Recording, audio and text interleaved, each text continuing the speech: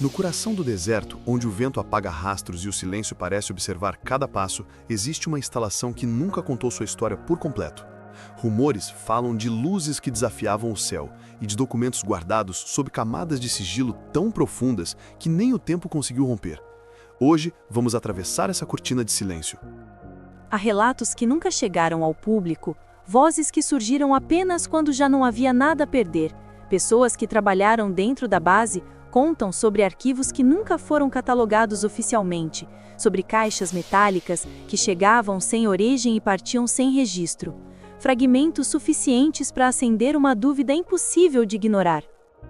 E quanto mais essas histórias emergem, mais clara fica a sensação de que a Área 51 não guarda apenas tecnologia secreta, mas um legado construído para permanecer oculto. Um conjunto de arquivos que, se algum dia vier à tona, pode mudar tudo o que achamos saber sobre aquilo que aconteceu ali dentro. Curiosofobia. A vastidão do deserto de Nevada parece engolir tudo que se aproxima, como se a própria paisagem quisesse proteger o segredo enterrado ali. A luz pálida corta o horizonte e revela apenas poeira, pedras e uma sensação estranha de vigilância constante. No centro desse vazio silencioso, surgem cercas, sensores escondidos na areia e a presença invisível de olhos que observam cada passo. É nesse ambiente que os primeiros relatos surgiram não como grandes revelações, mas como sussurros. Pilotos comerciais descrevem objetos cruzando o céu com movimentos impossíveis para qualquer aeronave conhecida na época. Não eram luzes comuns, não eram aviões de teste que se anunciavam com estrondos. Eram formas que surgiam, desapareciam e pareciam desafiar o próprio ar. Os relatos iniciais sempre traziam um detalhe perturbador. Esses pilotos, acostumados a rotinas rígidas e procedimentos exatos, falavam da sensação de estarem vendo algo que não deveriam. Alguns descreviam luzes triangulares, outros uma espécie de objeto metálico que mudava de direção sem perder velocidade. Essas declarações nunca eram tratadas com normalidade. Recebiam respostas curtas das autoridades, respostas que pareciam calculadas para encerrar o assunto, não para esclarecer. Enquanto isso, engenheiros contratados para trabalhar em projetos classificados começavam a desaparecer de registros públicos. Não havia demissão, não havia explicação, apenas sumiam dos arquivos da empresa, como se a passagem deles pelo mundo tivesse sido editada. Alguns familiares relatavam que recebiam chamadas enigmáticas pedindo para não fazer perguntas. Outros simplesmente nunca mais tiveram notícias. A impressão é de que a história da Área 51 nunca começou de forma clara. Ela emergiu de fragmentos, como se a verdade estivesse constantemente tentando escapar por pequenas rachaduras. À medida que o governo aumentava o sigilo, mais histórias surgiam. E quanto maior o esforço para ocultar, maior parecia o fascínio. Moradores de pequenas cidades ao redor do perímetro contavam que, durante noites específicas, o deserto ganhava vida. O céu tremulava em cores improváveis e um som grave percorria o ar, como se algo gigantesco se movesse abaixo da superfície. Para muitos, era apenas a confirmação de que algo fora do comum estava acontecendo. As respostas oficiais sempre iam na mesma direção. Eram testes de aviões experimentais, exercícios militares ou simplesmente ilusões causadas por condições atmosféricas. Mas quanto mais as autoridades falavam, menos convincentes pareciam. As versões mudavam com frequência. Um incidente que era explicado como balão meteorológico em certa ocasião ganhava outro rótulo semanas depois. Isso alimentava a sensação de que a desinformação era parte da estratégia. Há relatos internos de que, já nos primeiros anos, alguns funcionários que questionavam demais eram transferidos abruptamente para outras instalações. Outros recebiam advertências veladas, lembranças de que estavam lidando com assuntos que ultrapassavam qualquer noção tradicional de hierarquia. Essa cultura do silêncio instaurou uma paranoia silenciosa entre os trabalhadores. Eles sabiam que estavam diante de algo grande, mas cada peça de informação era entregue como se fosse uma bomba prestes a explodir. Com o tempo, a Área 51 deixou de ser apenas uma base militar e passou a ser um símbolo. Um lugar onde a realidade parecia se dobrar. As estradas que levavam ao perímetro começaram a atrair curiosos, e alguns afirmavam ver, à distância, veículos se movendo rápido demais, como se estivessem sempre um passo à frente de qualquer intruso. Era como se o local antecipasse cada tentativa de aproximação. Até mesmo o clima parecia conspirar. Rajadas de vento inesperadas, oscilações bruscas de temperatura e um silêncio tão absoluto que causava desconforto físico. Tudo contribuía para a ideia de que o terreno escondia algo que não estava sendo apenas protegido, mas cuidadosamente gerenciado. E é justamente nessa combinação de silêncio, vigilância e contradições que nasce o mistério. A Área 51 não precisou se explicar para se tornar um enigma. Bastou existir, isolada e impenetrável, para que o imaginário coletivo começasse a preencher o vazio com hipóteses. E então o que resta é uma sensação crescente de que os primeiros avistamentos, os pilotos inquietos e os engenheiros que desapareceram eram apenas a superfície de um segredo muito maior. Um segredo que, aos poucos, começaria a mostrar sinais de que não estava confinado apenas àquela porção de deserto, mas que tocava dimensões que ninguém, até então, ousava imaginar. Que mistérios você acha que realmente estão escondidos por trás dos arquivos jamais revelados da Área 51? Se estiver curtindo essa investigação, deixe seu like, inscreva-se no canal e conta aqui nos comentários o que você acredita que ainda não foi mostrado ao mundo. Quando rumores começaram a surgir sobre o interior da base, muitos acreditavam serem apenas delírios de moradores impressionáveis. Mas relatos não vinham apenas de curiosos do deserto. Trabalhadores terceirizados, que supostamente deveriam lidar apenas com manutenção e tarefas simples, afirmavam ter visto estruturas que não se encaixavam em nenhuma lógica de engenharia convencional. Um deles descreveu um hangar parcialmente aberto, revelando um objeto com contornos que pareciam alterar a percepção de profundidade, como se a luz ao redor dele se curvasse. Mesmo de longe, sentia que aquela forma não obedecia às regras naturais. Outros diziam que, ao se aproximarem demais, os rádios de comunicação falhavam, as lanternas oscilavam e o próprio ar parecia vibrar. Alguns desses trabalhadores relatavam que, após testemunharem algo incomum, eram imediatamente afastados da área e conduzidos para interrogatórios rápidos e silenciosos. Nada agressivo, mas havia uma frieza calculada. Perguntas objetivas, ordens curtas e uma recomendação final que ecoava nos ouvidos deles por meses. Você não viu nada.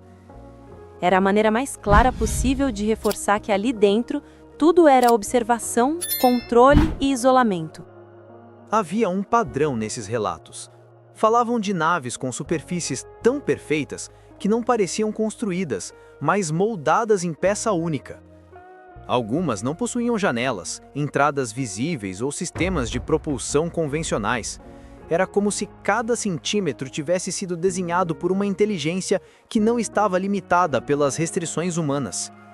Muitos trabalhadores acreditavam que estavam testemunhando uma tecnologia que ainda levaria décadas para ser compreendida, se é que algum dia seria.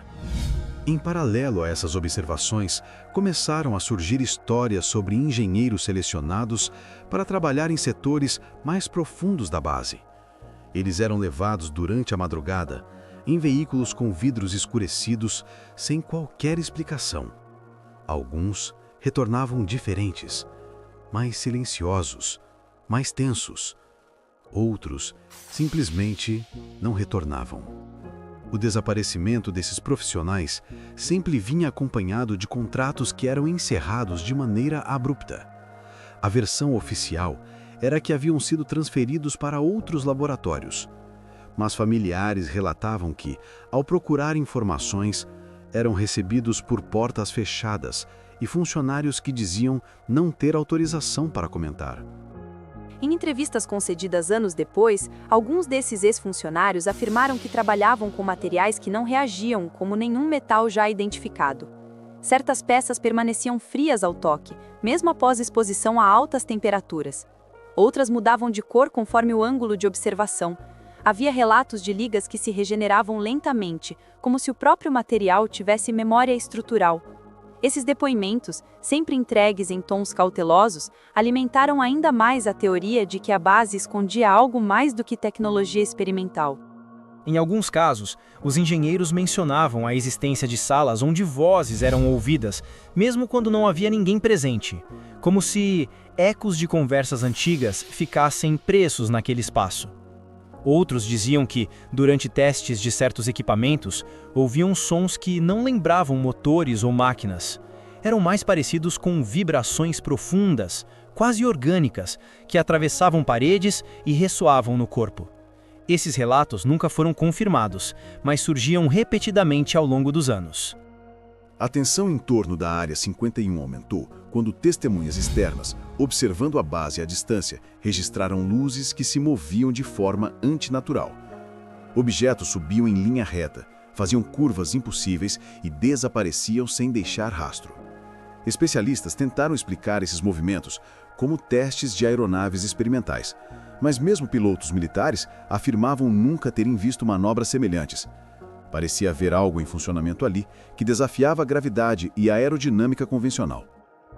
A estratégia das autoridades sempre foi desacreditar essas testemunhas. Eram classificadas como desinformadas, sugestionadas ou simplesmente enganadas por fenômenos naturais.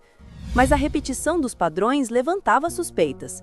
Não havia coincidência quando dezenas de relatos diferentes descreviam a mesma coisa com detalhes semelhantes. À medida que novas histórias surgiam, ficava claro que a Área 51 não era apenas um laboratório de testes. Era um código, uma linguagem própria construída em silêncio, onde cada peça de informação parecia apontar para algo que nunca deveria ter vindo a público.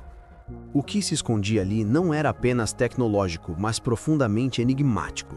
Algo que sugeria que a base não estava apenas testando o futuro, mas tentando compreender algo que não tinha origem conhecida.